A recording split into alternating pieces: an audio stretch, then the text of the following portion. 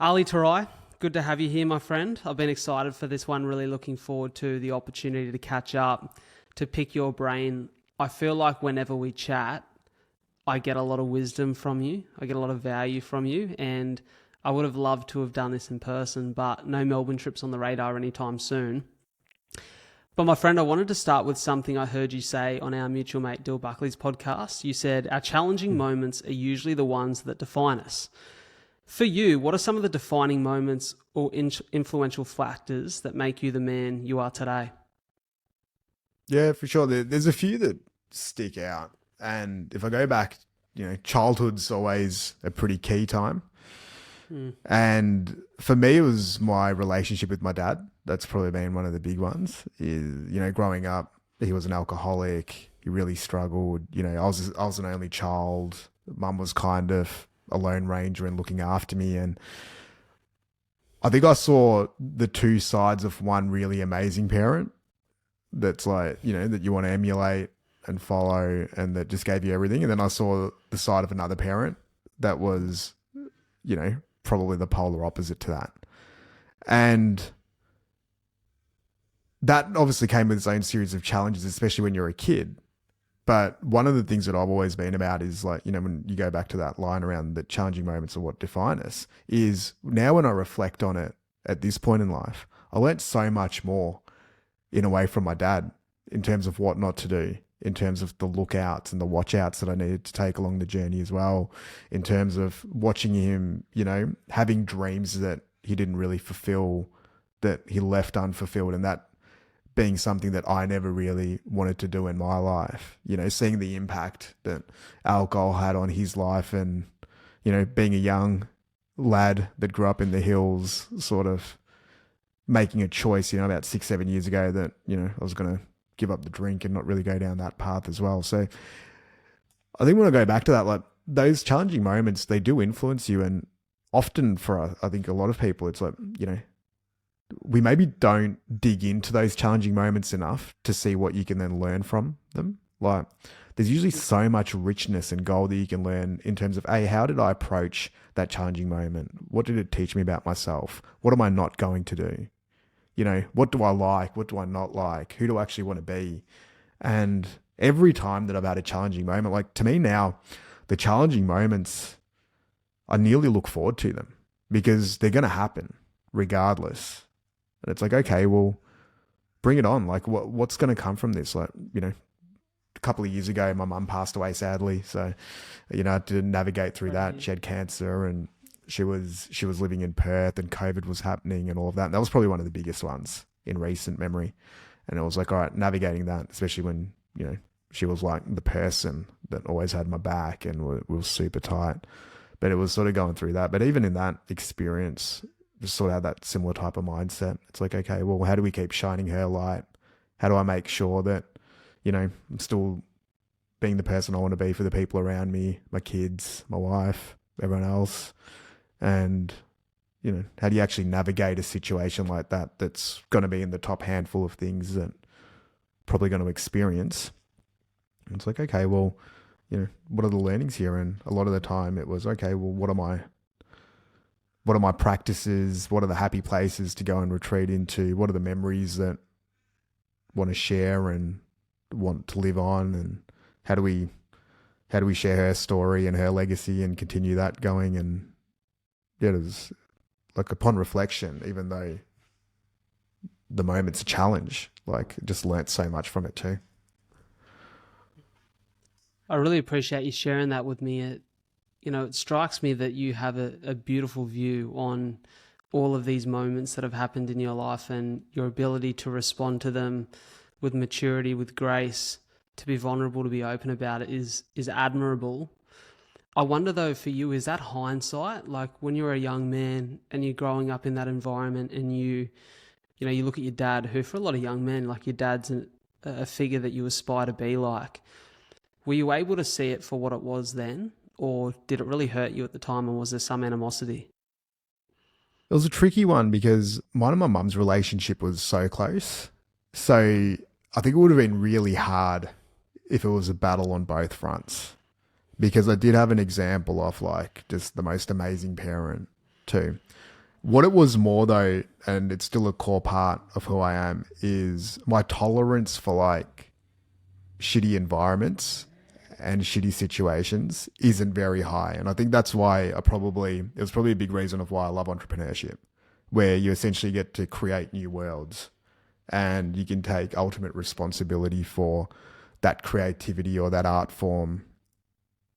And I think there was definitely an element there where I remember a lot of my childhood was about escaping that situation and getting out of there as quickly as I could. Right. So that's always been something that I think has helped me in ways as well, is it makes you like, I feel like it made me a little bit more adaptable to change.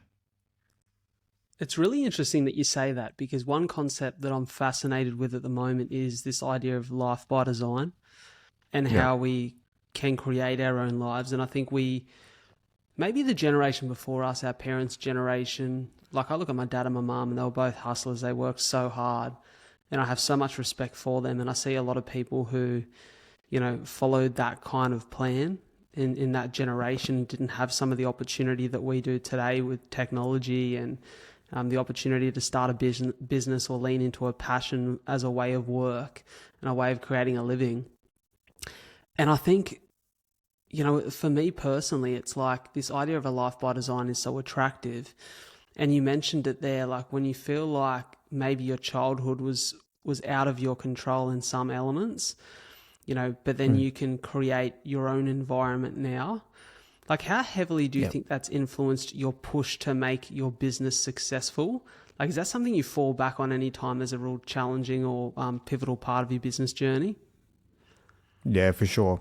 I think that's one of, again, putting silver lining on things, right? Like it sucks at times when you're growing up as an only child, especially when, you're in that environment as well, that family environment where you don't have siblings or anyone to really lean on. You probably grow up a little bit quicker and you get a bit more accountability for yourself. Like there was things that I was doing as an 11, 12-year-old, like trying to, help out to pay bills and keeping the power on at home and doing all sorts of stuff that I'd say, maybe some kids that age have experienced that, but probably a lot haven't. And it just gives you, I guess, a lot more autonomy and self-reliance in a way. So from a young age, I'd seen such a wide variety of situations and scenarios that even when I got older, there wasn't like a comfort zone there that I could just lean into. So I was always open to, anything that was kind of coming my way.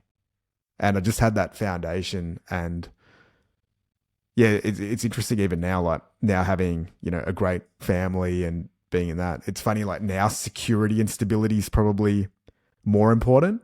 Whereas I spent such a long period of my life just being, pretty open to anything.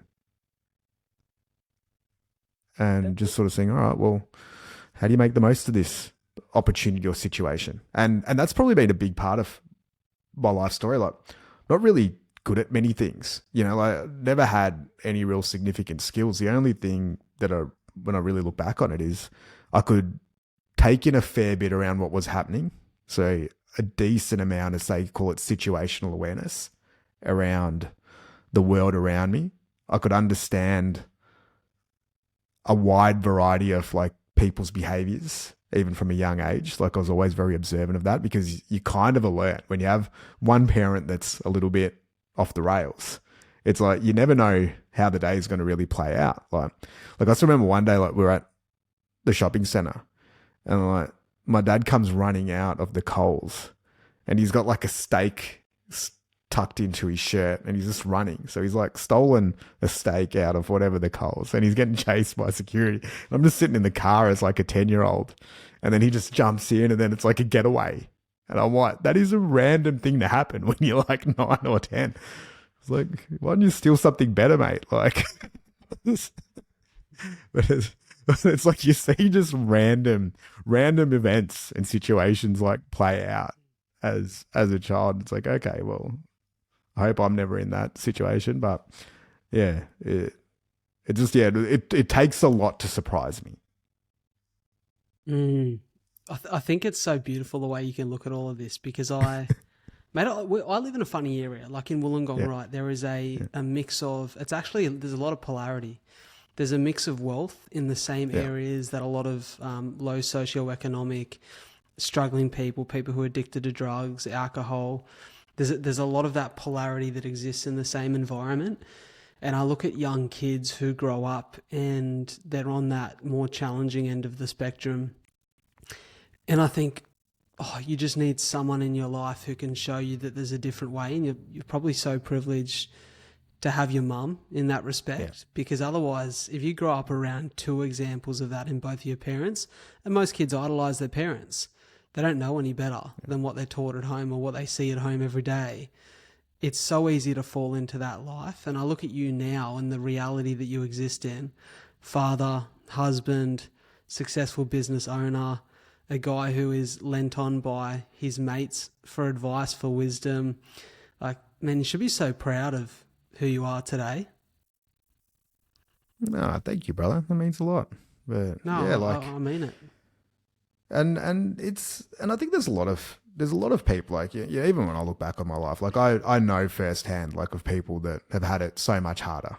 You know, like, even when I look at, when I reflect on mine, like, at the stories that I've heard over the journey, like, it puts it in perspective, right? Like, there were so many elements that I had that were great too. And, you know, like, one of the things that I was really fortunate with, even as I was heading into my sort of teenage years, is just having a really wonderful group of mates and all of their families. And growing up in the Dandenongs in Melbourne, like, you do get a really good community type of feel there. And that ultimately is what helped shape me as well. Because there was always opportunities when you have that type of upbringing to go down an incorrect path for a certain period of time. And we were just lucky that, you know, lucked out with a really good group of humans that had no ego, were just fundamentally solid, humble, down-to-earth people, and we just all sort of had each other's backs. You know, like, that brotherhood was built. So it was like I was ultimately able to create my own family that, you know, wasn't blood, but I guess built by design in a way, if you go back to your terminology there. And that helped shape me so much in really pivotal years. And I think that's something that goes maybe underrated, is just how important your peer group is when you're in that teenage year. Like, those formative years of, like, 13 to say 25, call it. Like, having good people around you there is so critical, because you do ultimately become the average of the people that you surround yourself with. Like, it's not really surprising when you see really good kids heading down, you know, dangerous paths. Like, a lot of the time it's linked to the crew and the values of that crew at a young age. And it's hard to put that expectation on young people as well. Like, most of the time, people do change after they get through that testosterone filled, you know, early 20s years. And, like, even when I look back, I'm a completely different person to what I was when I was 18 to who I am now. It's interesting. I heard Rogan speak about this once. He spoke about, like, teenage boys are definitely the most dangerous and disastrous group of humans on the planet, because you put those hormones, you put anyone under that change of condition, and you put them in a man's body with a child's head. It's messed up. Like, you know, and I'm sure you would have probably had it growing up as well. Like, not everyone makes it through, you know, that age group. Like, I think there's nothing riskier than, you know, a young kid with their license, or with alcohol, or with drugs, or whatever it's going to be. Like, it's like, I even think back to, like, we were relatively tame, but I think back to some of the things that we got up to that you just get through and you're like, shit, how good's that? We didn't die then. Like, it's a lot of the times it's just, yeah, dumb luck either way. And mate, I'm scared, like, having two boys that are 11 and 8. Like, that's one of the things that I'm just hope that they ultimately get lucky. Like, I don't even know. Like, you could sit there and be like, all right, we've got to instill them with values and teach them all the right things and all that. But I had mates with the best values ever, the greatest parents, and went to the, you know, they had everything, but it still doesn't change one momentary lapse of judgment. It is so Or true, yeah. man. It is so true. It's interesting. I heard you ever heard of Ryan Terry? He's a men's No. physique competitor, successful Yeah. champion across the world, and I heard him speaking to Chris Williamson on Chris's podcast Oh about yeah. how he come from a really poor upbringing, a really challenging upbringing where they had single mum. I think it was him and two brothers, and he spent a huge part of his life from the age of 14 onwards, like contributing to the household, kind of like you said before. Yeah. And, he'd work and pay board at 14 to help his mum survive and pay the bills. And he was so lucky that he found himself in a situation whereby he entered a bodybuilding gym and a bunch of guys who were older, mature, and, ultimately well-moraled men looked at this kid and seen that he needed like a father figure in his life and really were there as a part of his support network and gave him some good values. And he said, it's made me the man who I am. But he said, I look at my son now and we have our second child on the way. And I think his son's 2-3 years old. And, Ryan's got 5 successful businesses and he's dropped, he drops his son to this like private school every day that's got a preschool there. And he's like, I watch some of the kids that turn up at this school and they get out of a helicopter with a nanny and walk to the front gate of the school. And he said, I can't help but think, are we setting him up for failure? Because I don't know that this is the environment I want him to learn valuable life lessons in. Yeah. And then I heard that story being shared with by Chris with Mark Norman, the comedian, on Chris's podcast. And Mark said, man, that school sounds like a professional cunt factory.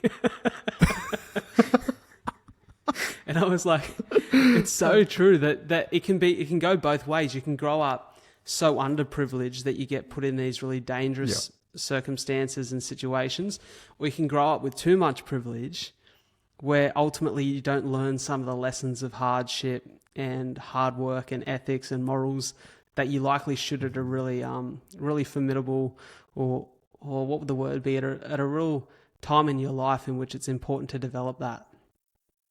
And here's the other reality of this stuff, is that there's just pros and cons to everything. You know what I mean? Like, some kids will look at the kids getting dropped off by a helicopter and it's going to just ruin them. Like, absolutely. It's like, all right, like, I'm just going to be entitled. I'm going to be a shitty human. I'm not going to do anything.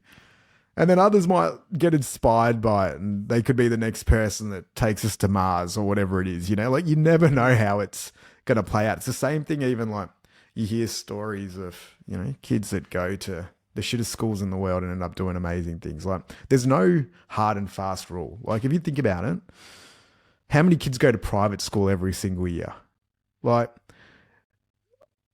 yeah, like they probably have a base level that's maybe potentially a little bit higher than the kids that go to the worst schools and have the worst education. But it's still no guarantee that you're going to live an amazing, happy, successful, nourished, impactful life.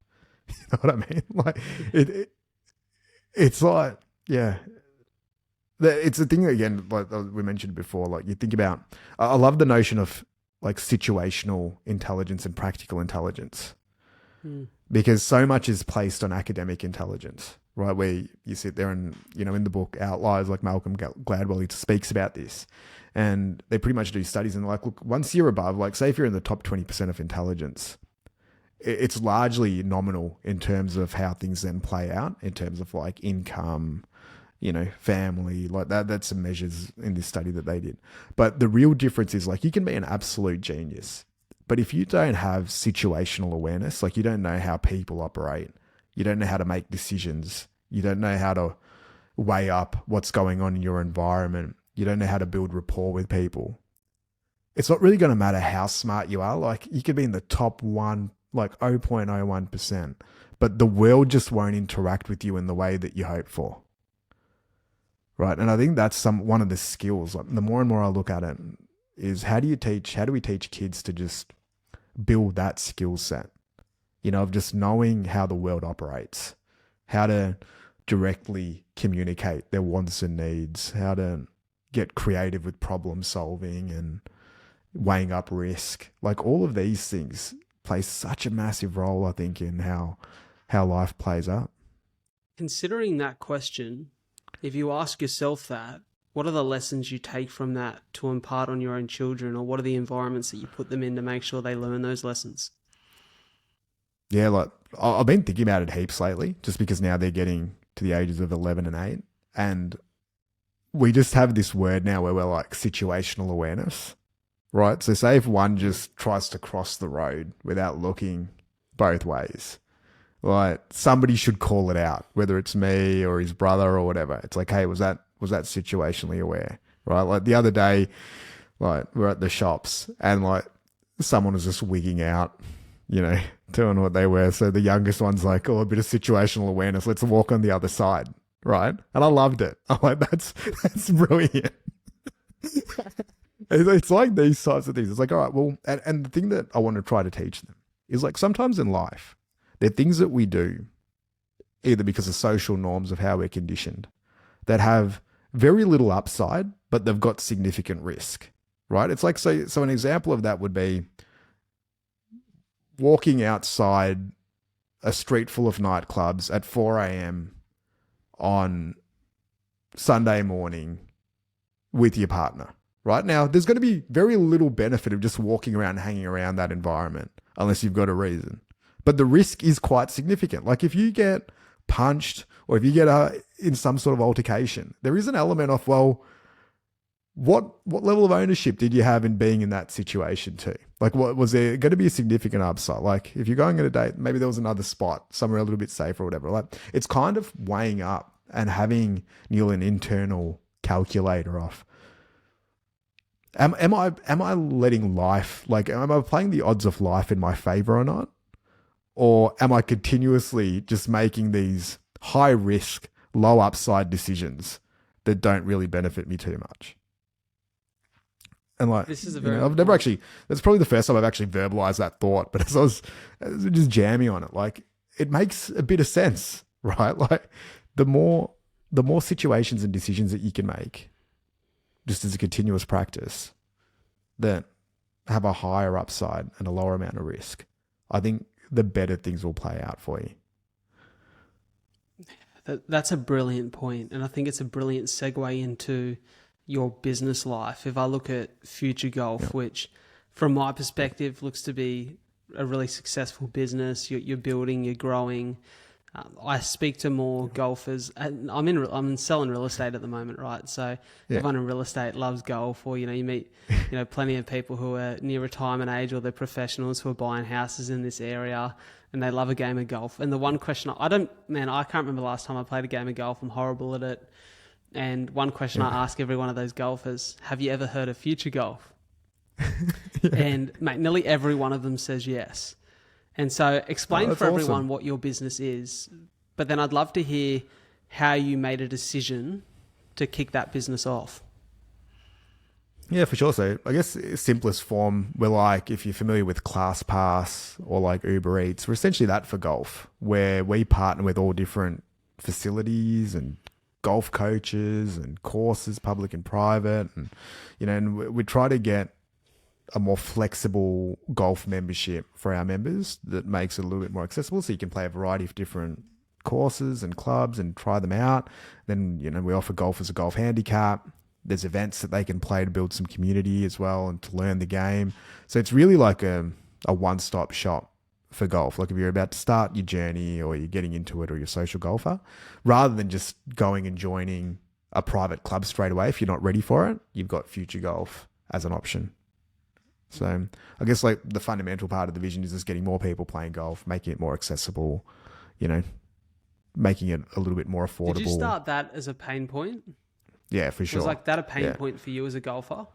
Absolutely. Because I picked up the game late, like considerably late. Like most people that play golf, a lot of them start when they're pretty young. They'll generally play golf with a grandparent, or a parent that was also playing golf. Like it's maybe a little bit like, well, it used to be a bit like sailing and, sports like that, where if you aren't really born into it, the doors aren't that open to you realistically. And what I found is I was the first one in my friendship group to get into it. And then I'm like, geez, this sport's amazing. Like hitting that ball with that stick is one of the funnest things I've ever done in my life. But there's all these perceived barriers, because then I'd speak to my mates. I'm like, oh, let's go play golf. I'm like, golf? Mate, we're not 85. Why would we play golf? Like, there's no need for that. I'm like, no, we've got to go try it. Like, once you try it, guarantee you, I'll get you hooked in a week or so. And that was sort of the start of the journey. As I got addicted to it, got all my mates into it. I'm like, well, now if all 8 of us are loving this, and we went from never even considering it a year ago, there'll be other people out there like us. And I think we're seeing the real impact of that. Like, nearly, when I look back 10 years ago and where golf was at to where it's now, like, it's having its pop culture moment. It's everyone's second sport. You know, every athlete, celebrities plays golf now. Like, it's in many ways becoming nearly the modern day flex, right? Like, if you could sit there on a Tuesday morning, it's not a selfie of somebody with their Ferrari anymore. It's, hey, I'm out here playing golf in the morning and I'm on a beautiful bit of land and I've got all this time in the world. Like, it's just, yeah, it's completely changing and transforming. Like, we're seeing it just get deeply entrenched into the next generation, which is really cool to see. And it's awesome, right? Like, you're 4 or 5 hours out there in nature with your mates doing something that isn't that taxing on your body. Like, it can be, but, you know, compared to other sports, well, especially for people in our age group, like, I'm heading into late 30s, like, we're not playing footy or basketball or anything, or even cricket without doing an injury, really. It's golf's a sport. So nice. That's been awesome. Let me ask you this. How long ago did you start it? 10 years. It's going to be 10 years in July this year. So, can I ask a question on that? So 10 years ago, your eldest would have been 1 year old, a couple months old. One. I wonder for you, yeah? So, like, for you, starting a business at that point in your life, I've noticed for me personally, I may be 2 years behind where you were at that point in time, where, you know, Soph and I are really intent on starting a family next year. It excites the hell out of me. I can't wait for it. But one thing I've noticed is, even in my partnership now with her, my appetite for risk is just a little smaller than it was, because I realised that other people will suffer the consequences of my wrong decisions. I wonder for you, like, at that point in your life where you have this role to be a provider and you want to, you know, you spoke about before, identifying how important stability and security has become for you. How hard was it to make the decision and lean into business at that point in your life? Yeah, it was interesting, like, because I think there's always conventional wisdom of moves that we should be making at certain points in our life. And then there's the element of actually digging into the realities of, you know, what are real risks and what are perceived risks. So I was in this interesting situation at that point where, you know, I spoke about it earlier, but one of the things that was always a big driver is, you know, I didn't want to turn out like my dad. That was always a really big driver. And one of the things, you know, I've spoken about in a few other pods and stuff, but he had this brown folder, which was like a business plan for an Indian restaurant. And I just remember him always talking about this idea that he was going to start one day and all the reasons why I couldn't do it. And I saw the price that he paid for that. Like, I think a big part of his journey was due to that unfulfilled dream of never actually moving forward and sort of blaming the world of why he couldn't do that. And then when my oldest was 1 year, like, he was sort of around one, I was like, all right, well, who do I actually want to be as a dad, right? Because I didn't really have a model to follow as such. So I had to kind of design it myself. And I'm like, okay, well, what are some of the core things that I'm going to do? And I'm like, well, one of the things that I'm going to make sure is, regardless of how life plays out, rather than just providing traditional security and stability, what I really want to show the boys is that if you have a dream, you can go and follow it. Right. And that to me was more important than just having a stable job, which I did have at the time. I had a great job. I had an amazing job working at one of the biggest universities in Australia and was traveling all over the world. But then that was also another component about this, is I could foresee that in that role, I didn't want to be away from the family that much. Right. Like, I love traveling, but 20 weeks a year was huge at that time. So I knew that in the coming years I had to do that. So there was an element there of, all right, I've got a secure role. This is great. But then I could also see myself capping out, like, in terms of potential and what other worlds that could then unlock for me. I'm like, that's maybe got 2 or 3 years anyway left in it. You know, I was already 7 years into that journey. So I was like, okay, well, it might not actually be that stable, because if I get disinterested, if I get demotivated, if I'm just calling this thing in, I'm not great at just following a routine and just turning up and keeping the lights on. It's never been in my nature. So I'm like, that's going to end at some point anyway, just based on motivation, the level of energy I bring to it. If there's a lack of progression there, I couldn't really see it playing out. So I was like, well, there's actually a risk with the more stable option that's potentially greater than the risks that are associated with the entrepreneurship option. And then was like, okay, well, what do I actually want to learn about? And I think it's Tim Ferriss. He has, a fear setting type of exercise where you actually weigh up, what's the actual maximum upside and maximum downside of decisions and moves that you make. And I just sort of took this decision through that process. And what I realized was, all right, if I stay in my current gig for the next 2 or 3 years, the maximum upside I can probably get out of that is maybe a 7 out of 10 or an 8 out of 10. Like, it's going to tick the box for secure income, it's going to do that. But if I can go learn about business, pursue a dream, do something that I love, regardless of what the outcome is of that, I still think I'm going to be in a better position. And the way that I designed that early on is I was doing it while I was working, right? So I mitigated a bit of my risk. I was just doing it as a bit of a hobby, as a side thing with a few good friends. And that was the first 4 years of our business journey, was really kind of just doing it on the side, after working full time. Like, we'd go and play around with this hobby. And what I then learned was just the amount of energy that it was drawing, because we loved it so much.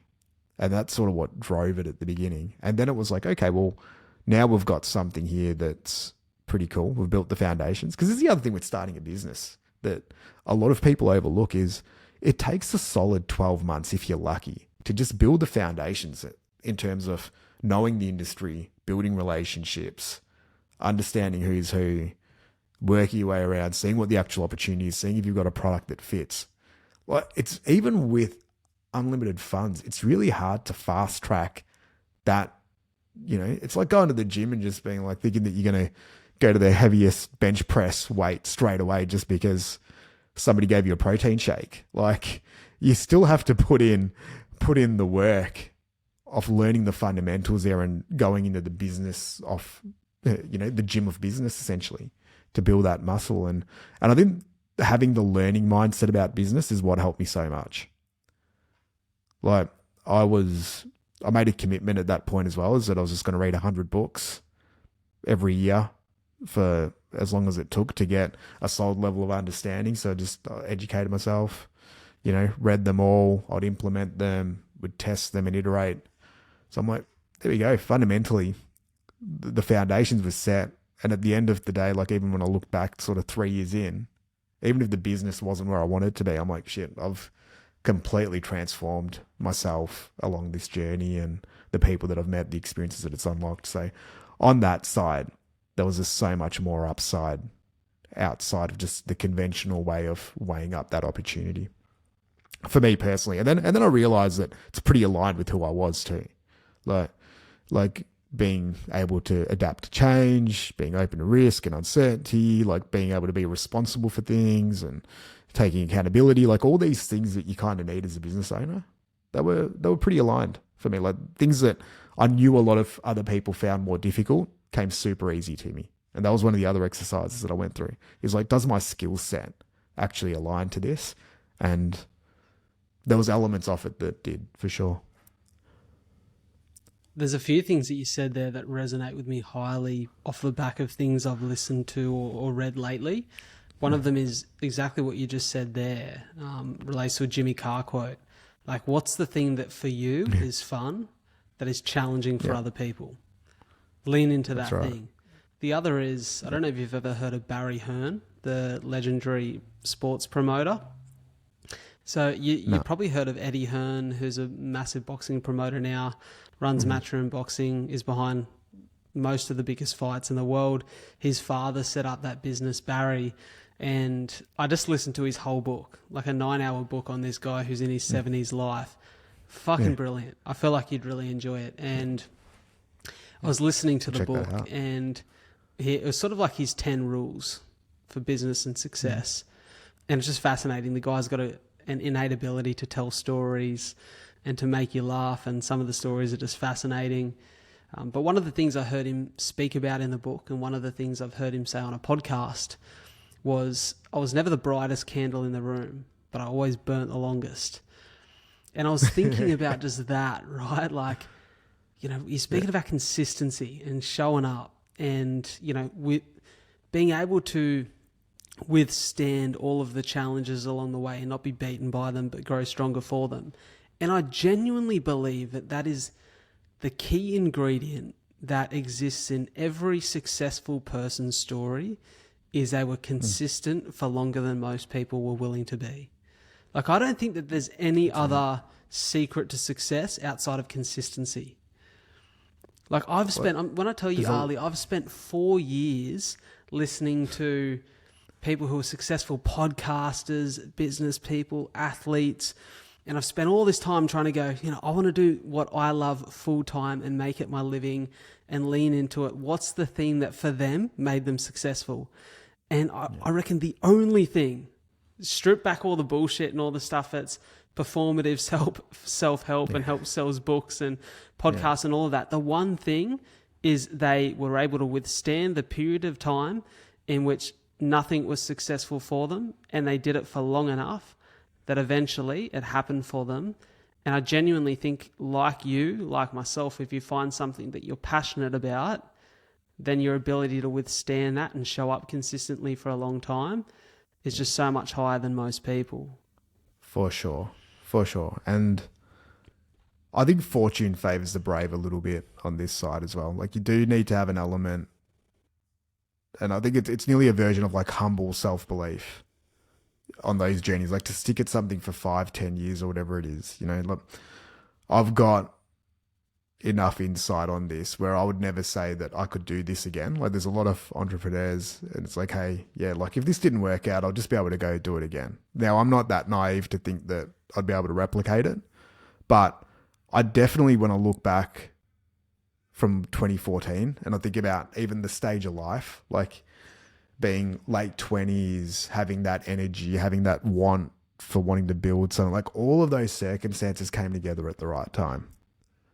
Like it's nearly having the naivety as well of not knowing what's ahead. I think that's one of the hardest reasons why entrepreneurs rarely succeed the second time around, because you know what's ahead and you try to take shortcuts to just fast track it. But the reality is like, to actually build something, I think ridiculous, is you've got to go through the entire process.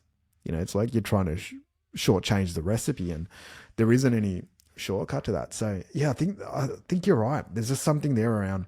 I feel like if you commit to something for 10 years, and it doesn't even have to be like every hour of every day, but just consistently for that period of time, you're just going to be better than most other people that are playing that same game. Like, there's just not that many people out there that are going to commit to it for 10 years. Like, even if I think about things like podcasting and stuff, like we're seeing the benefit of the early movers in podcasting, right? Like people that went early on that have 6-7 years more there. Like, you look at YouTube as well. People that started YouTube in 2008, it's not surprising that there's a lot of them that probably make up the majority of the commercialization that's come out of that. So there's an element of being an early adopter, but then also staying in the game for a period of time.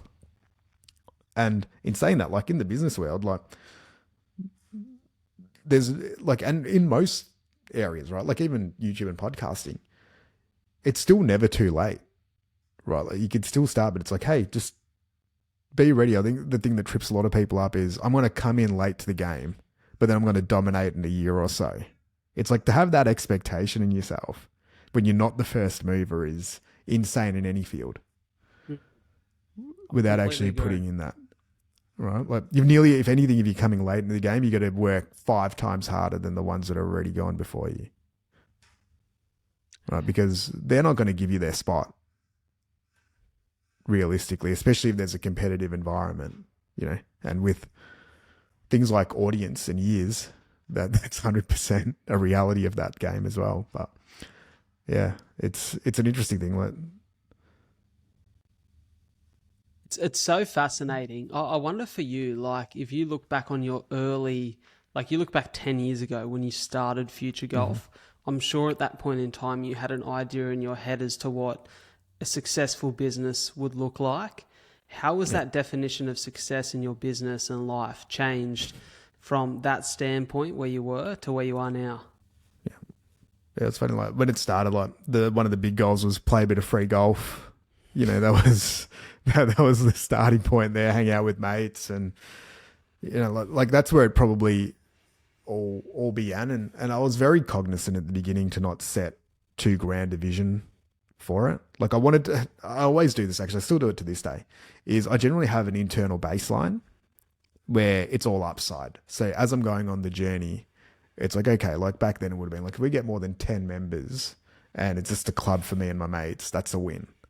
But then on the other hand, funnily enough, even in the first sort of document that I wrote, I was already thinking about what 2,500 members looks like within 3 to 4 years.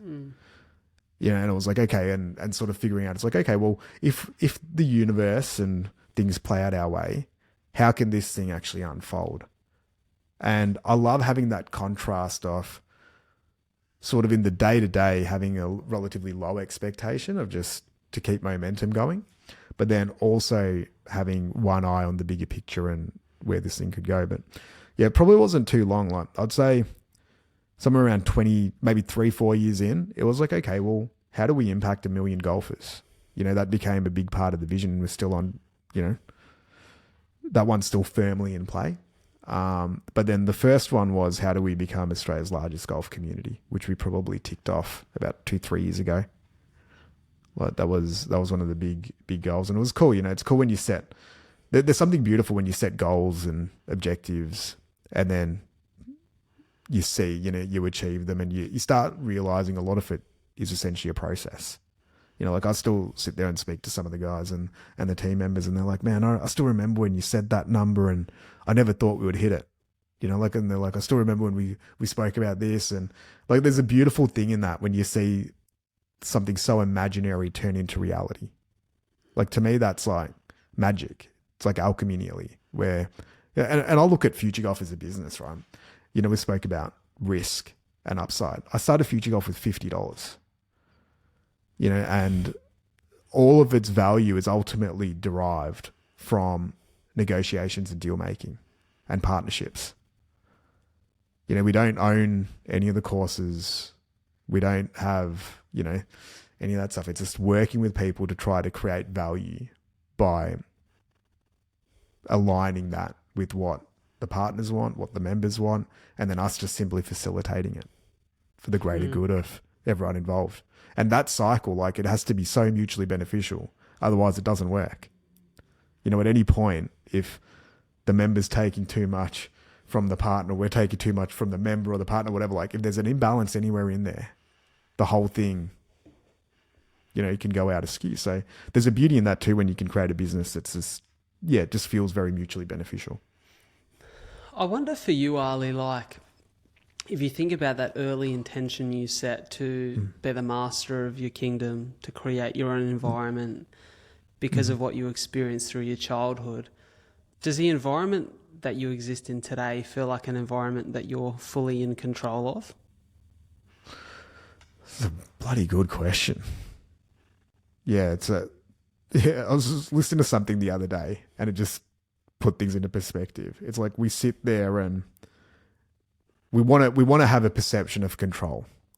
I think most human beings want that. It's what makes us feel safe and secure at times, right? When we think that we're impacting it. And then I can't remember who it was. And they're like, but then you got to put it into context. Like you come from something that's been floating through space for 14 billion years.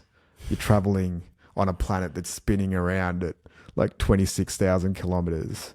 Like one natural event can wipe out, like an asteroid hits, it can wipe out everything. Like it's like there's this paradox of like how little control we have. Like when you think about, you mentioned before, just waking up every single day, how little control's in that. Like I've no control over my heart beating, whether I'm going to wake up from tomorrow's sleep. But then there's another part of me that's like, hey, I can implement a strategy and deliver and execute it and control so many parts of my environment and the people around me and all these things. So it's such a crazy concept that to be honest, I just don't really know where I sit on it. Like, I think we have an impact on the life around us, but then I also think paradoxically, we have very little control of anything that happens as well. And that's the beauty of the game.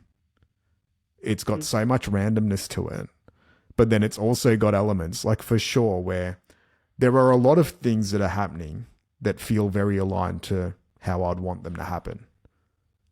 But is that just also the things that I'm shining a light on? Where it's like, yeah, these are just, I don't know. It's a weird one. What's your thoughts on it? I think I had an illusion, a little bit of, as you say, like blissful naivety, that as a young man, I thought that the more successful you become, the more settled you are in the uncontrollable and uncertainty of life. And the older I get and the more opportunity I get to be around people who are successful, be it through the podcast, when I'm on stage at an event speaking, you know, I work in an environment where some of the people in my workplace have been really successful for long periods of time.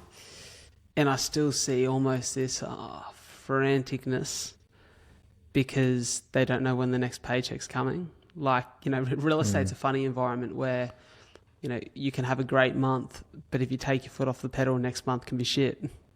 Mm-hmm. And despite how much money you made the year before that, if you don't keep your foot on the pedal, you don't make the same money this year. And I've realized that I almost had a realization a month ago. I just watched this scene play out in front of me and thought, I don't think we're ever truly in control. I don't think we ever feel certain about a whole lot in our life. Yeah. But I believe the happiest people learn to deal with that really well. They aren't so attached to this idea of, you know, and this is what made me think. I actually wrote it down to share with you today. I recently heard this Oscar Wilde quote. If you want to be a grocer or a general or a politician or judge, you will invariably become it. That is your punishment. If you never know what you want to be, if you live the artistic life, if each day you are unsure of who you are and what you know, you will never become anything, and that is your reward. And essentially it was just saying, always be in the process of becoming, evolving, not set like stone. And I think this illusion that one day everything will be certain and in control actually robs you of the enjoyment of the process. Well, have you ever truly tried to sit there and be like, I'm just going to control my life today? Like, what does that even mean? Like, how does that even play out? Because invariably something's going to happen that you didn't control. All it's going to do is highlight all the things that you can't truly control. Like, just sit there, like, and do it as a meditative exercise one day. Just try to control your thoughts for an hour, right? Like, if you sit there and just that's something that should be in the scope of your own control, is just sitting there and being like, all right, I'm just going to observe every single thought that comes through my mind. And and then after about 10 minutes, I'm just going to start controlling every thought. It's like just something that basic is so difficult. Like, controlling your breathing is difficult. So, like, to then think that we can control, like, people around us, like how the world unfolds. I think, to me, it's more about adaptability to what's going on, right? That's where you can give yourself a somewhat level illusion of control, I think. And that's what people that I know that are relatively, like, content do. Definitely lives in that space that you were just talking about, like around a healthy level of attachment and detachment to what's going on. I love Bruce Lee's quote, be fluid like water, you know, and just navigating through as you need to. But so much of life feels like that. Like, when I think about when I'm feeling my best and I'm feeling like really peak, it's like there's nearly an energy flow that just feels very fluid. There aren't too many blockages there. And I think a lot of the blockages comes from judgment, control, wanting to influence an outcome that you can't, thinking about the future and things that are yet to unfold too much. Like, all of these things that are meant to potentially give us a feeling of control sometimes rob us from that as well. Whereas you look at kids, right? They just flow through everything. They just flow through. They're not thinking about that. Like, and control isn't anything that other than their base needs or whatever they're feeling in that moment. It might be an emotion that arises or whatever. They'll just verbalize it, then they'll move through it, or they won't. Like the next day just unfolds as it's meant to. Let me ask you this. I would be really interested to hear your thoughts on this statement. Tell me whether it's a privileged thought or feeling or question. Yeah. Tell me whether you resonate with it. I'm interested to hear your thoughts. So I feel like at least 6 or 7 days of my week, I'm rushing through my life. I feel the one thing I feel most out of control of is time. I genuinely, and I'll give you a scenario. So I sat there last night at an open home at 5 p.m. I was in a beautiful suburb here in the Illawarra called Mangaton that just sits beneath the mountain, and, you know, the sun was setting. I was catching the last little bit of, you know, the day's light just falling behind the mountain, and it was actually a very quiet open home. And so I'm sat there on the front balcony, and they had this little rocking chair, and I'm just floating back and forth looking at the mountain. And I realized that it's the first time in God knows how long that I sat down and just observed life in front of me without my phone, without a conversation, and just felt still. And I sat there for 10 minutes and I thoroughly enjoyed it. And I thought, I feel like I'm rushing through so much of my life. And that's not to say that I'm not enjoying my life, because there's so many beautiful things in my life happening. But sometimes I feel so on the go all the time. I don't know how to stop and enjoy and just be still. Yeah. Do you resonate with that? Does that make sense? 100%. And for me, one of my biggest checkpoints, if I'm journaling and I'm looking and reflecting on life or the week that's passed, is one of the first questions I ask myself is, did time feel like it was going slow or fast? Right. And then it's really digging into that a little bit more. And what I've learned over the years too is a lot of the times when time feels like it's going fast, it's my own doing. You know, and it's my own doing in the sense of I've overstretched. I've had a greater desire for that time period to what was actually then possible. My mind patterns are a bit too active. So just like, I think when we're thinking too much, time flies by. Right. And I don't know where this concept came from, but I always sit there and I'm looking for how many layers of thought do I have at any given time. Right. And I don't know if this will resonate or not, but sometimes it feels like you've got 4 or 5 different layers of thought happening nearly in one moment. Right. And it can be as complex as, hey, I'm hungry. I need to be here. I need to do this. I need to do that.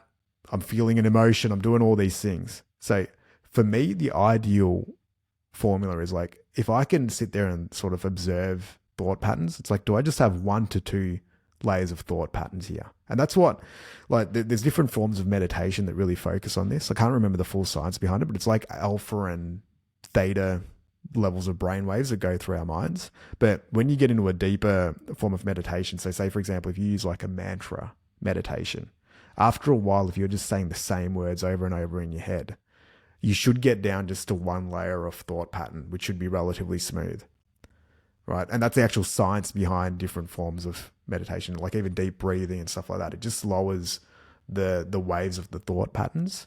Whereas what can happen outside of that state where it's really active, and I think this is when time feels like it's going really fast, is they're just very volatile. Like it feels more like a storm rather than a calm stream. And I think when we're in that state, we feel agitated, we feel rushed, we feel like I haven't planned, I haven't organized, you know, like all of these things, and judgment comes in, emotions start, you know, getting there. And I think you see it, right?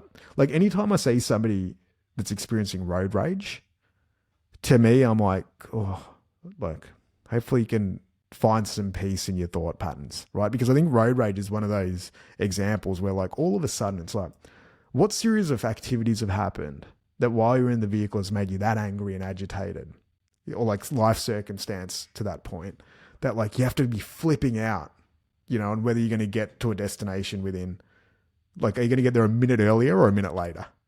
Right? Like it's that type of thing. But the amount of energy and exertion and emotional energy that's put into the act of raging is full on, right? Like, whereas you'll never see somebody who's relatively meditative experiencing road rage. It's going to be very rare, right? Like if you sit there and you speak to a monk and they're like, yeah, man, like I'm just meditating all the time, but 4 times on the way here I had to flip someone off because they cut me off. I would say that they're probably not really, going down that journey. And I think we see it, right? We see it in people where they seem poised and they seem calm, and it seems like time's nearly going slower for them than it is for other people. And to me, those people are the ones that I really gravitate to a little bit, because I'm like, hey, like you've tried to figure out something here that's really, really difficult, and you see them flying through. The people that are the best at this are old people, right? Like if you think about your grandparents when they're in their 70s or 80s, like how smooth are the movements? Like it's all so slow. It's just, even though they're actually experiencing the least amount of potential time, relatively speaking, they're in no rush at all. Just going through the moments.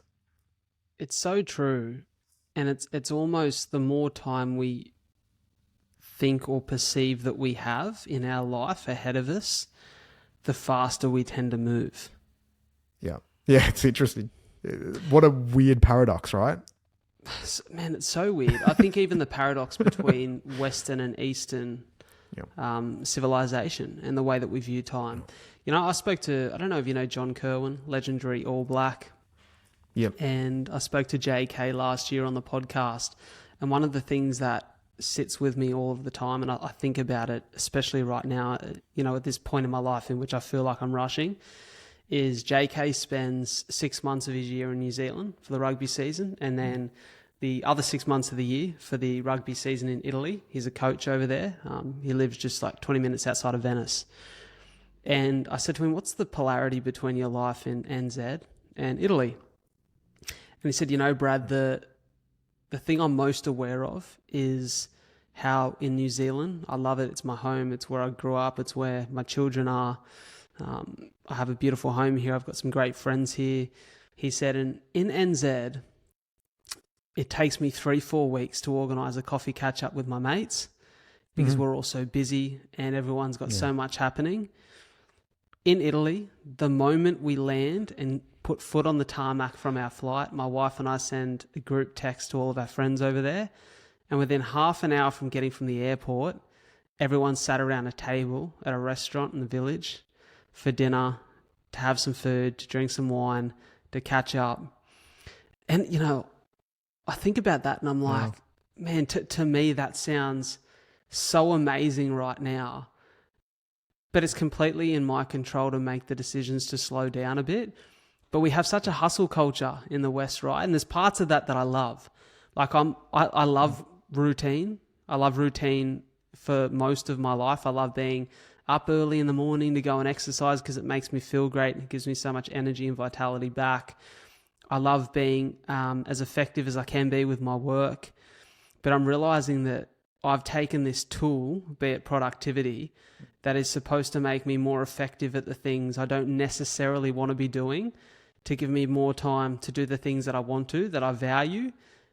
But I've actually not used it as a tool and let it become a trap to do more of the thing that I don't want to do more frequently, to make more money, to ultimately feel like I don't have enough time to do any of the things that I value. Yeah. And it's so tricky. But I also wonder though, is it a chapter of life thing as well though? Like, are there certain chapters in life where we just need to go a little bit harder and faster, right? Because I think about it on the flip side, and I'll go back to just that example about when we think about our grandparents. It's like they probably, I'm guessing, had similar experiences as well of when they were at the same age. Time probably was going fast while they were in that activity. So it might also just be honoring that chapter of life with the energy that it requires as well. Like, say, for example, you figuring this out in your late 20s and doing the work, or like maximizing as many minutes as you can. Like, who knows what the compound impact of that might be when you hit your 40s, right? Like you might set all the foundations now by maybe redlining a little bit harder for a 3 to 4 year period, but you'll then be able to collect the fruits of that labor maybe when you're in your mid 30s, right? So there's the other side to that too that I think is really important. I think what's really important though is to just have awareness to it. So when it's feeling like, hey, is my relationship with time or productivity or the things that I'm doing, is that healthy? And is it actually leading me closer to where I want to end up? Or is it actually detracting from that ultimate potential or purpose that you've got to go fulfill? And I think that's where it's really important. And like, we've got me and Vin, we've got this program called Recalibrate that we launched a little while ago. And it ultimately deconstructs our operating system, and the way that we live life. And we've tried to distill that, especially over the last sort of 10 years and everything that we've learned. And so much of this just feels like most people just don't invest any time into reflection, seeing where they're at and where they really want to go. And they don't really have a process to be able to do that. Right. And so many people that we've asked about this, it's like, okay, well, how many hours a year do you actually spend on reviewing, planning, thinking about your life, what you want to do, who you are, what your values are, what moments you've experienced, what challenges you've overcome, like what you're good at, all these things. Like, have you actually spent any time? And most people would spend less than 2 hours on that every single year. And this is like one of those things when I look at it, and I've always been like, okay, well, there's already great fundamentals in the world of business in terms of how to, we have things like accounting, you have management systems, you have business strategy that you operate. It's like, I realized this maybe 7-8 years ago. I'm like, why don't we actually implement any of that in our own lives? Because these structures and frameworks that allow to actually manage things pretty well, they already exist, have existed for hundreds of years. But then we go and live our lives and we use none of those principles at all. We just look back and it's like, shit, where'd that year go?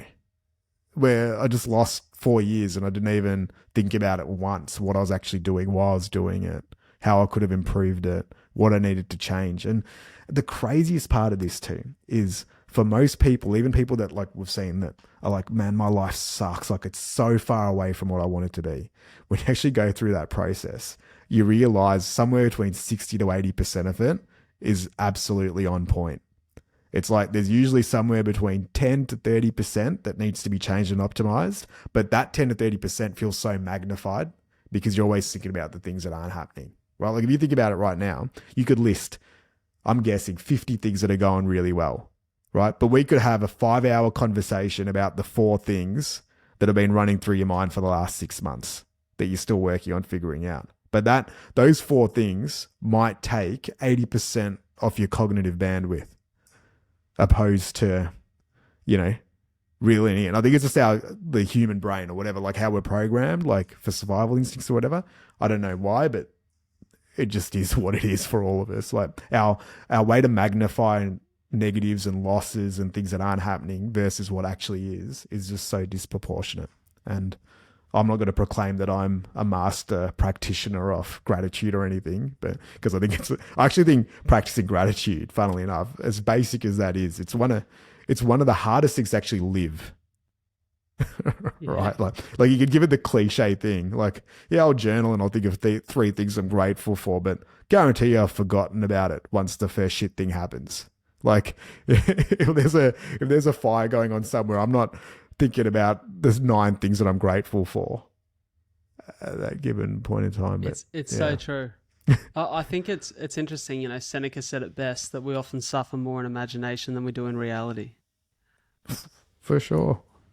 Yeah. We are definitely our own worst enemies in that regard. But I love have you read much or heard much of Eckhart Tolle?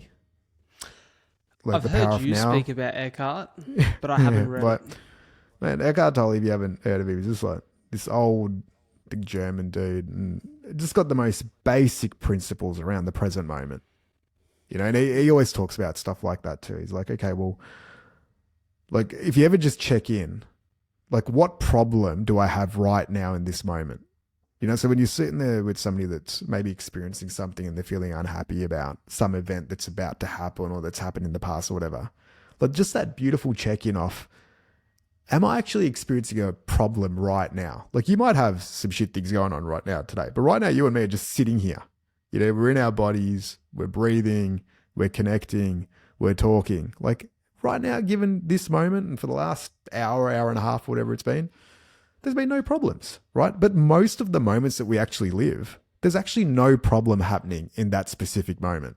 It's usually a culmination of thought patterns and about things that are either going to happen or we think are going to happen or things that happened in the past. Like very rarely are we actually just honoring that exact moment for what it is. And like, I hope one day I get to that level of practice where it's like, okay, I could just feel more. Maybe it's not going to be part of the journey, but I don't know. I feel a lot of peace when I do get into that space, you know, and time then goes slow and everything just sort of unfolds a little bit. I think it's so interesting what you're saying, and there is so much value in it, because you mentioned before that idea of if you focus just on one thought or on one set of words, you could slow your mind down to a point in which it is focused on one thing at any one given time. And I think that these bad boys are, for those who are listening, not watching, the iPhone.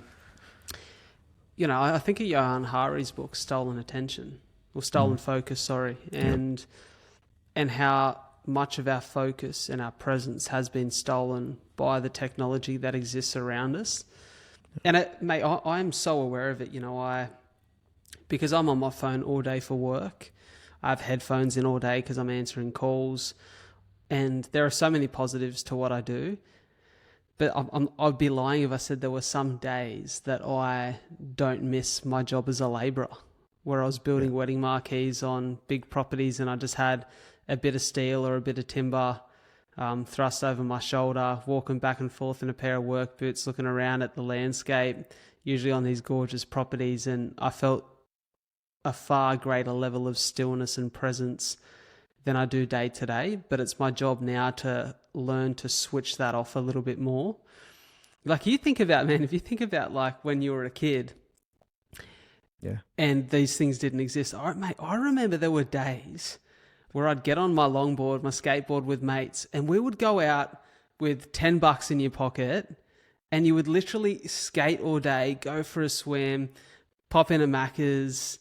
You know, Monopoly was on at the time, so you'd get yourself a free latte, and you didn't even drink coffee, but you were going to get the freebie, so you'd get on your skateboard and ride 5Ks to different Macca's who'd had a McCafe, and like all these things.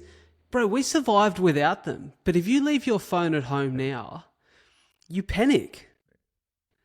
Yeah. You know, full on. It's changed the world. A mate of for mine sure. shared something. Yeah, a mate of mine shared something online where he was like, sorry, I think we lagged a bit there, so I cut you off.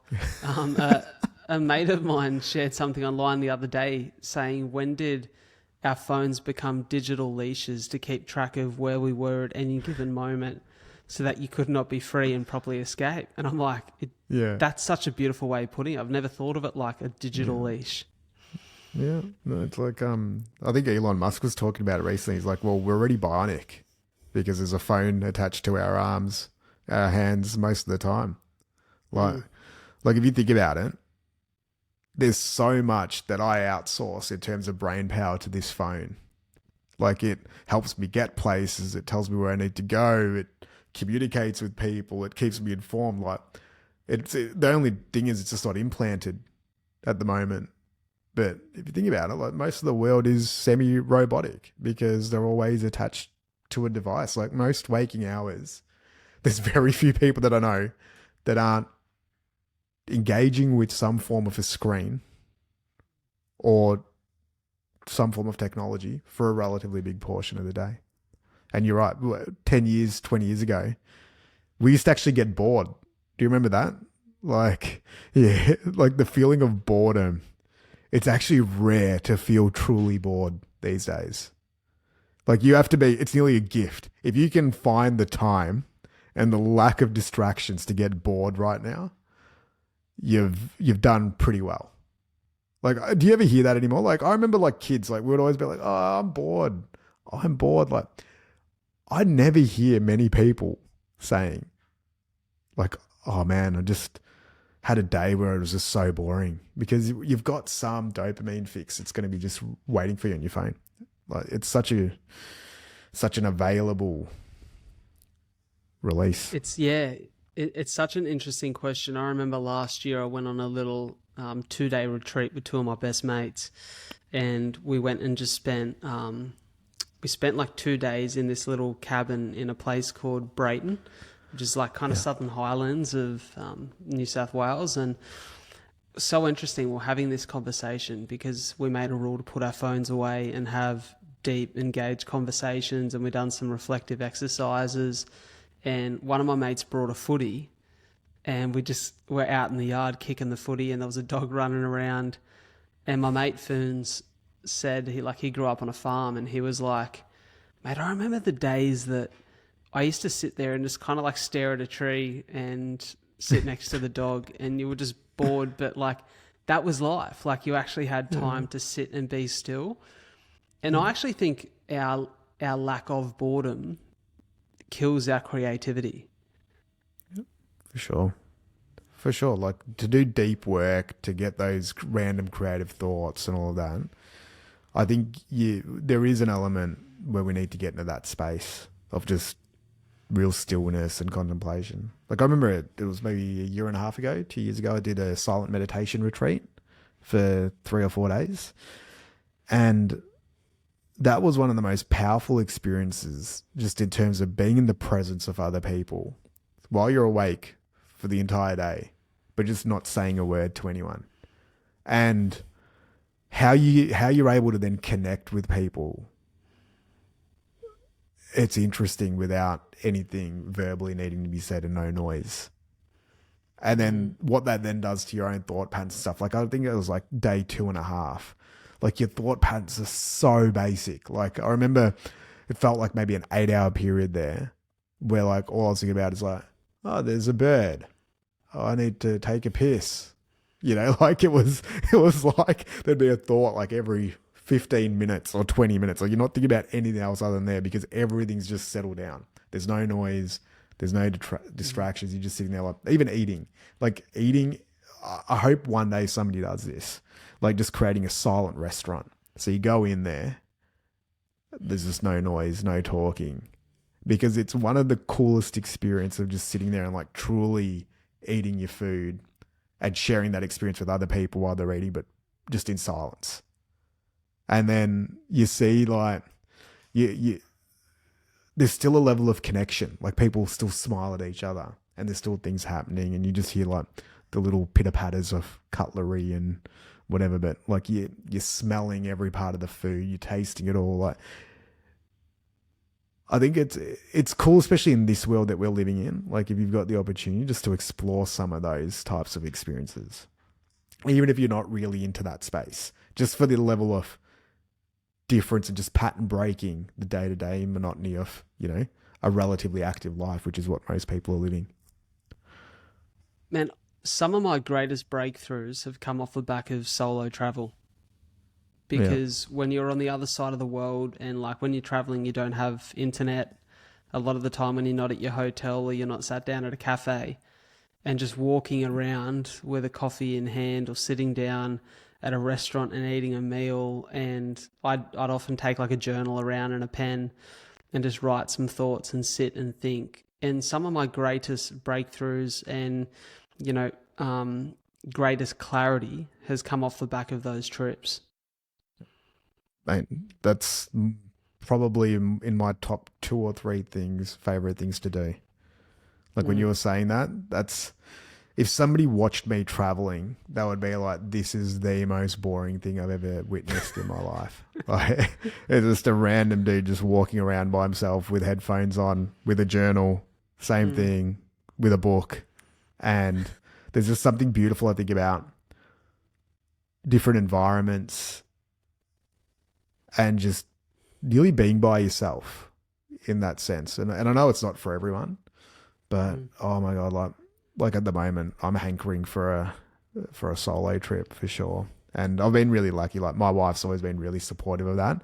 She's just like, go and do it. And I think some of the best things that I've ever done have come from those experiences, you know, and that's what I'm so grateful for. Like her being like, all right, I'm just going to look after the kids. You go on your little mission. And I think also growing up as an only child, like there's something, funnily enough, energizing just about being by yourself, you know, like, and I think about that's nearly the difference between introverts, like true introverts and extroverts. They had somebody speaking about this a little while ago, is like extroverts get energized by engaging with other people. It actually replenishes them. Whereas an introvert can still be charismatic and they can be, you know, they can be a great communicator. They can do all these things, but they'll actually get energized more by being by themselves. And then that's what we see. I think we see a lot of people that present as extroverts, but are actually probably introverts. And vice versa. It's so interesting you say this, because there has been a realization for me in the last 2 years, that I always considered myself an extrovert, but weirdly there has been almost a change in my life, a shift in which I'm becoming more introverted. And a good friend of mine, Josh Hares, who's the founder of Porter James Sport, incredible fashion brand from NZ. I sat down with Joshy on a podcast and he said he'd been on this business retreat. And I think it was Holly Ransom, who former guest of the podcast as well, explained on this retreat the difference between introverts and extroverts. And it was exactly what you said, but she used the terminology of an introvert starts the day with 5 coins in the bank, or however many coins it is. And each social interaction, they lose a coin. And at the end of the day, they have to retreat into themselves to earn their coins back. Whereas the extrovert starts with 0 in the bank and has to go out and earn those coins through social interaction. And I'm realizing that I, at this point in my life, only have so many coins to spend every day. Yeah. I would say, It's so I'd say I'm like, I think I'm 70-30 introvert to extrovert. Like I think certain interactions can add to the coins still, but yeah, it's like there's definitely a finite social, or call it other people battery for sure. It's a very good point. Hey, I want to ask you one thing that I asked of you before today was for some reflection. I wanted to encourage you to write somewhat of a life testimony or somewhat of life reflection to share with the audience if you're okay with it. And I believe you've prepared a bit of a letter to yourself. Yeah, so one of the things that we do in Recalibrate is like one of the final modules is we do a little letter to ourselves. And I know your request was more like, all right, the eulogy. Let's go down there. Sorry, mate. I didn't get to go that deep into it, and I was coming off a cold last week as well, so I didn't want to think about my impending death either. Because man flu nearly wiped me out there for a couple of days. So it's like, but it's pretty much like this is what we had at the last one that we did in July, right? And it was like essentially like, hey Ali, yo, what's up? You know that brown folder that you had from your dad with unfulfilled dreams? It's okay, mate. You can let it go. There's no need to be scared anymore. You're enough. That feeling of peace, love, and joy you're endlessly searching for, it's right there. Just remember to stay connected to those that you love, and remember to keep appreciating all the amazing people in your life who make your life amazing. You know, sometimes how you get a bit too analytical and focus on the outcome? Just remember it's about the journey. I know you wanted to be strong after your mum passed away. So proud of how you handled it. But I think we've just learnt one of our biggest lessons. It's time to grieve a little bit differently. Crying actually feels amazing. Schedule it in. Know that the boys and your wife love you. Your mum is looking down on you. Your wings are strong. And just like your mum wanted, you're flying far and high. Man, I love that. That's so beautifully said. Thank you for sharing that. No worries, man. Mate, it strikes me in there is so much reflection in you. I wonder, because for me, there feels like such a divide with men at the moment between a group of men who put their hand up and say that I suffer the consequences of my life. I own my own feelings. I don't share them. I'm not vulnerable. I take it all inside and I deal with it myself. And that's what it means to be masculine. And there is on the other side of the spectrum a group of men who share everything they feel. They're happy to let their feelings fall on other people, to lean on other people, to seek support, to be open, to be vulnerable. And I wonder, man, like for you, what side of the coin do you think you fall on, or is it somewhere in the middle? Because I think I'm a little bit in the middle there. Yeah, I'm probably more in the middle or leaning towards. Yeah, I don't know. I'd say it's in the middle because at times I feel that, and it's probably environmental based as well. Like, say, for example, being in this pod, it's very different. Like this is an environment probably of a bit more vulnerability and openness. Whereas I'd say on a day-to-day basis, I don't think I'm always that much of an open book, like emotionally or as vulnerable as what I'd like. Like, I think there's an element there of stoicism in the operating system that's always been pretty well entrenched. But I'd say over the last 5-6 years, I've been working on connecting that in with the heart a little bit more and, tying that in with emotions, because I think it just adds a bit more richness to the experience and the game of life. Like there is that thing. And so much about the part of the journey that I'm on at the moment is just like trying to experience all of it, and when I mean that is like I'm nearly getting to the point where it's like, okay, well, a lot of life feels like it's an exchange of energy, whether that's spiritual, mental, physical, whatever, but there's all different types of energies. And I'm checking in more with that rather than, say, the outcomes of games, whereas I think the previous part of this journey was more like playing a video game. It's like go and, clock or learn the game of business, power up and build the armor for that one, go and, get ready for the game of parenting, go and get ready for the game of marriage. And it was like that. Whereas now it's more like, okay, well, a lot of those foundations feel like they've been set in my life. So it's like, okay, well, how do I actually now experience them through different forms of energy? And I'm looking more for that. It's like, okay, well, am I connected, mind, body, spirit? And is that then enhancing the experience, both for myself as this game still keeps to unfold and also for those around me as well? When you ask yourself that and reflect on that, is there any part of your life in which needs to change to be aligned with that kind of thinking? What I'm learning is there's a trapping there around judging it too heavily, because just when you bring awareness to it, like if you're trying to align your mind, body, spirit, all of these things, but then you start getting disappointed if that's not happening, I'm learning that there is a real big fluctuation.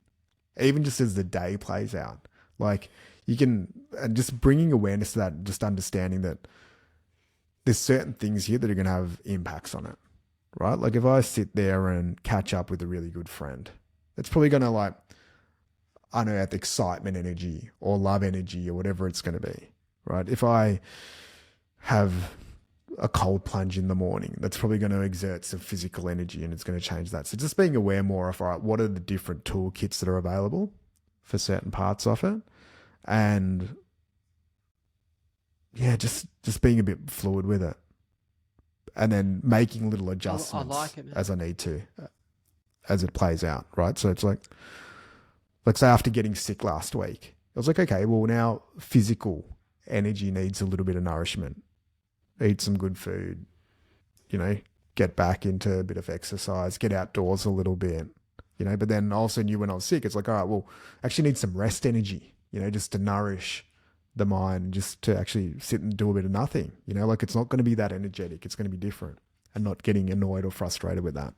So it's just sort of playing the game with the cards that are dealt.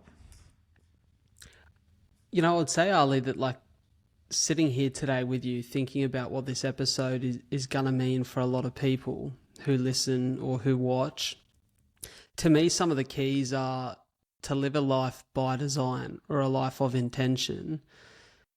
The best way to do that is to not be so harsh on what's happening or the decisions you're making, but rather just to be aware. Like to sit down and reflect, as you say, is a big part of your program, Recalibrate. To sit down and actually reflect on, where am I going right?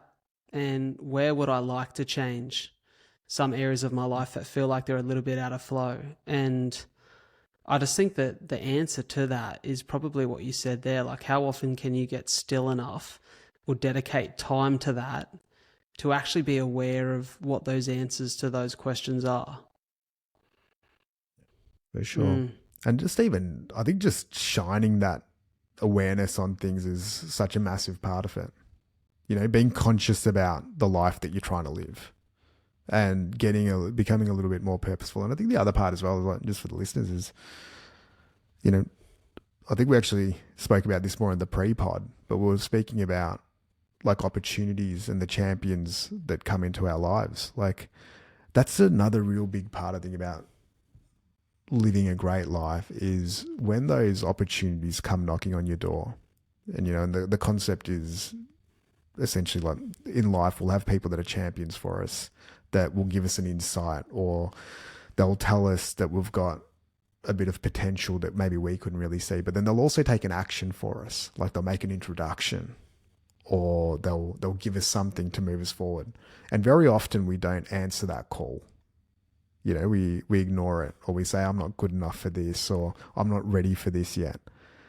And when I just reflect as well, like so many of the most amazing things in my life happened just from answering that call and capitalizing on an opportunity when it landed on my doorstep.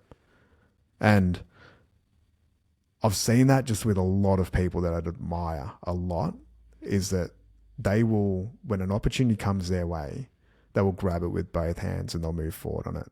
They'll be able to overcome any fear or resistance that they've got. You know, like our good mate Dyl Buckley, right? Like I think he does it exceptionally well. Maybe he didn't do it when he was playing footy, but geez, in the next part of his journey, like give him a sniff, he's running with it, and he's going to unlock so many amazing experiences, not only for himself, but even everyone else around him. You know, think about, you know, Vinh, who I do the podcast with, like he will always front end. Like I've never met anyone in my life that front ends their appetite of like early adoption and risk more than him. Like if he sees an opportunity that he truly believes in, he does it the opposite way to how I do. I like low upfront investment and high upside. He will just go all in. Like I remember there was a mentor of his that he wanted to connect with, and he couldn't get his attention. So he just bought 1,000 of his books. He took out his life savings before he even was really established, bought 1,000 of his books. And he's like, have I got your attention yet? And now they've become best mates. And that mentor played such a key role in his life, you know, like, but it just seeing these examples of people that just jump into things and just capitalize on the opportunity. And you don't have to do it. There's no specific way to do it, but just being aware of these opportunities that could change your life and open up worlds that you never even thought were imaginable just by listening to the champion when they knock on your door.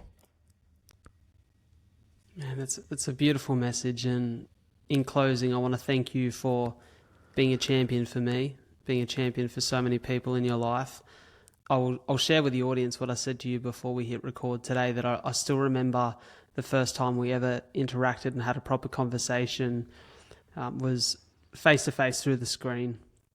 And I still remember what you said to me. You said, have you ever read Will Smith's book? And I said, yeah, I have. I loved his book. I listened. And you said, you know that part in the book where Quincy Jones presents him with an opportunity to audition for, I think it was The Fresh Prince, live in front of a room of people at his party. And I was like, yeah, I remember that part. And you said, you're going to have one of those moments in your life when opportunity comes knocking, don't let it pass you by. And I think about that every week, mate. So I want to thank you so much for your impact on me, your impact on so many people. I bloody love every time I sit down and chat to you because I feel so much better. You're one of those guys who gives me an extra coin in the bank. So thank you so much for your time, brother. Thanks, brother. Love the chat. As always, next time in person. You know it.